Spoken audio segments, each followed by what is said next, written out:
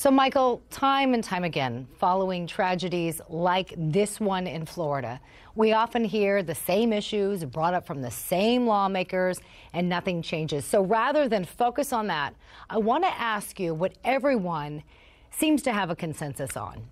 And that is something that has changed culturally in our society, where these instances of violence have become, sadly, the new norm. What do you think has changed? Let's say from the time that your father served as president to now, that has attributed to this new society.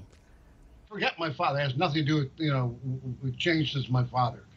This has changed since I was a child. When I went to school, back in the 1950s, when I went to school, we had a rifle club.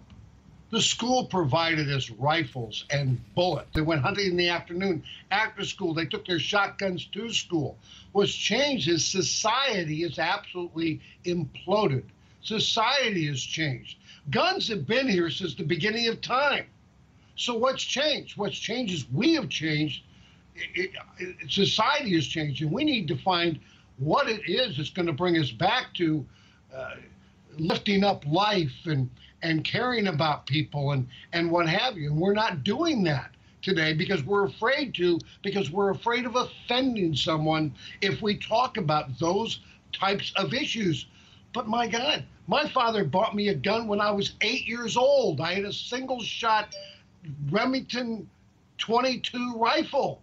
He bought me my first shotgun. He bought me my first .243 before I was 21. I was still in high school. I shot the largest javelina in the state of Arizona in 1963, 1964.